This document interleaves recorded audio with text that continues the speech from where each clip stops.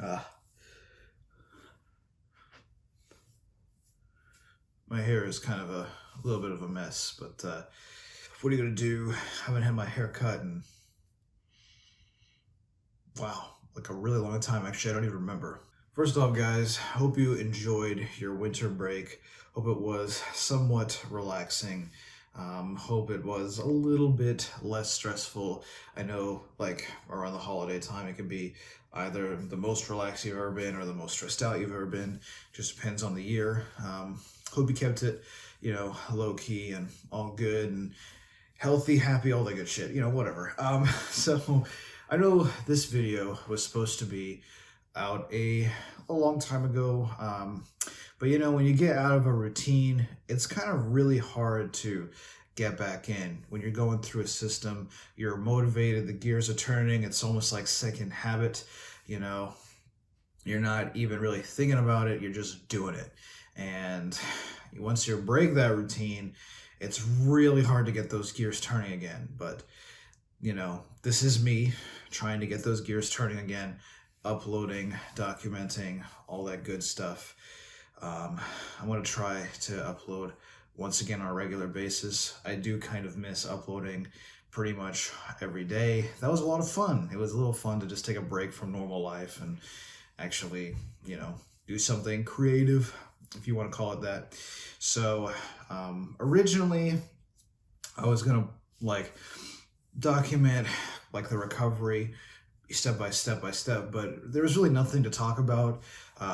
It was a lot of resting, making sure that I wasn't doing actually any exercises that was going to aggravate my lower back, and a lot of stretches, mobility stuff, general recovery movements. If you've ever been injured, you know that going through sort of a mini PT or sort of a self PT, it's just like a general list of very easy but also important exercises that really some people should be doing every day anyway. So my back is pretty much at 100%. I wouldn't say it's at 100%. I'd say it's 98%, meaning that I can actually do pretty much every movement that I want to at this point, without any pain. But there's still some residual, I don't know what you'd call it. I don't want to say tenderness because that's not really accurate, but there's some residual, I guess, leftover pain that makes it so that I'm always aware that it was injured, and it's not 100% back to normal, like it never even happened type of thing, not with my knee. So the good news is that because it's basically 98%, I'm going to start doing my lower body lifts with regularity, getting back on a proper program that isn't just bench all the time, and maybe make some gains in the future, moving forward. So that's something that I've been kind of working on in the background, and we'll talk about that probably in another video, hopefully. But in this video, I just kind of want to go over what the last month has been like since injuring my back. So it's pretty much been benching all the time. And I'm going to run this footage in the background while I talk about it.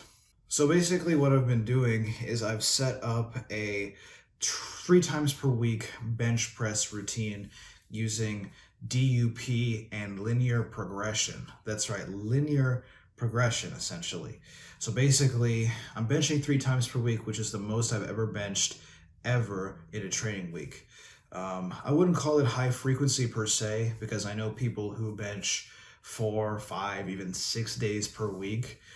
That's definitely high frequency benching. But this is the most frequency that I've ever benched, and I'm really, really liking it so far.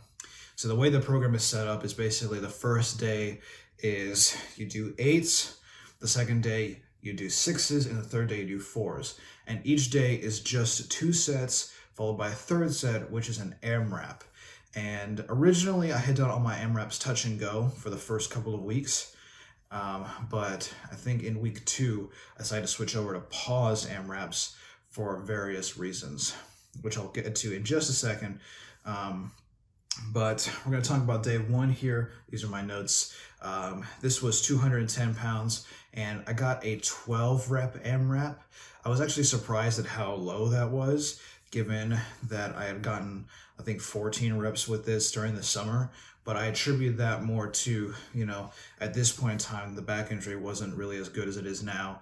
And also, I was benching on this incline bench here, which was a little awkward, and the unrack wasn't stable. So, if you're wondering, this program might sound a little familiar. I didn't come up with this. So this is one of the programs in Greg Nuckols' 28 program spreadsheet. I'm going to be using this spreadsheet moving forward to program for my other lifts as well, because I was really shocked at how I responded to this bench system. Like, I was actually making pretty good gains. Again, it's linear progression. So basically, I haven't even talked about the progression yet. So basically, every week, every bench day, ends with an AMRAP. The AMRAPs determine what the weight's going to be for the next week on that given day. So for the days we're doing 8s, it's if you get 9 or 10, you go up by 5. If you get 11 or 12, you go up by 10. And then everything above that, you go up by 15. For the 6s, if 7 or 8, you go up by 5. 9 or 10, you go up by 10. And 10 plus, you go up by 15. This particular AMRAP with 225, I actually got 12. So the following week, I'd go up by 15 pounds. Whereas I only got 12 with 210, so I'd only go up by 10 pounds. And the final week with the 4s, if you get 5 to 6, you go up by 5 pounds. If you get 7 to 8, you go up by 10 pounds. And if you get 8 plus, or I guess 9 plus, you go up by 15 pounds. On this AMRAP, which is 240, I actually got 9. So I went up by 15 pounds next week. But you can see that the lack of pausing kind of throws this for a loop here, because basically you want consistency across the board, right? And you can get a decent amount of reps out of a touch and go. Now, we'll go into next week and you'll see how kind of surprised I was that I got so many when I switched to pausing. So for me, I'm not really sure how much I actually get out of touch and go.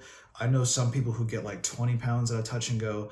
I know some people who get a lot more, like as much as maybe 15% of their 1 rep max out of a touch and go. And when your 1 rep max is over 300 pounds, that's a pretty big amount of weight. So basically, there's a couple of reasons. Like I said, consistency across all my lifts. I'm pause benching as my main lift anyway. I should pause the AMRAPs. It just makes sense, especially when the AMRAPs determine my working weight for the following week. Number 2, it's more specific to powerlifting. Obviously, I wouldn't call myself a powerlifter yet, but I definitely want to compete in powerlifting, and I bench like a powerlifter. So I think it makes more sense to train like a powerlifter, even when it comes to AMRAPs, so that it all carries over to the pause bench in the competition. And then finally, you're getting more out of less, because pause benching is harder. Because of the dead stop, it's forced to recruit more muscle fibers on the chest. It just makes more sense in general. To be honest, I think everybody should pause bench, even if you're not a powerlifter. That's just my opinion, though. You don't really have to. It doesn't really matter that much. So this 220 was the last time that I did touch and go. As you can see, I got 11 reps on the AMRAP. And when I switched to 240 pounds for my sets of 6 here, I started to pause my AMRAPs, and I got 8 on this AMRAP. So I only lost a rep from last week while doing more reps during my working sets. Now, I'm not too sure if I respond more to more reps or more intensity. It's hard to tell even now. I think I'm actually better at rep work personally, but yeah, that's just me. So again, we're going to go back, to the fact that I'm benching 3 times per week. That is new for me. Never benched this much. And again, with a linear progression, which is just literally progressing week to week to week, I was so surprised at how much I would actually progress and how I kept progressing week to week to week. Because when you think of linear progression, you think of, you know, beginner, starting strength or whatever, you know, strong lifts, whatever. You don't really think of like, maybe even 5-3-1 is linear progression, I guess. But you don't really think of a person like me who I thought I was an intermediate. And it really, really has made me think about the way we classify lifters as beginner, intermediate, advanced, elite, right? Those are just, I think I've just thought more about it, and it seems to be like relative, right? It doesn't really seem like, you know, there's no rules. And I think that's why I think we should just get rid of titles, right? I think that only serves to like confuse people, and oftentimes it leads individuals such as myself to maybe make programming mistakes that, you know, hinder my progress, right? And I could have been progressing a lot faster if I ran something a little more simple like this. This is just DUP with an AMRAP and linear progression versus something a bit more complicated, you know. Like, even when I was running Jeff Nibber's program, there were a lot of people who were saying that maybe I should do something a bit more simple. And at the time, I was like, these guys don't really know what they're talking about. You know, I stalled on basic linear progression a long time ago, and I did, but I could have made small adjustments, like maybe running a DUP style instead of just going 5x5s every single day. And that doesn't necessarily make me an intermediate, I don't think. Or maybe it does, who knows. But this was the last AMRAP. This was 255. I got 5 reps while doing sets of 4, and that was an all-time PR, by the way. 255 for 5 is an all-time PR. Now, I'm going to stop the bench footage here just because I kind of want to make this video too long. And I'll separate weeks 1 and 2 with weeks 3 and 4 because I've only been doing this for a month. But yeah, I think I'm going to save the rest of my comments for the next video, which will be 3 and 4. But again, this whole experiment with using linear progression really kind of makes me rethink about the whole, you know, beginner, intermediate, advanced, you know, classifications. And again, I just think they're kind of a waste of time.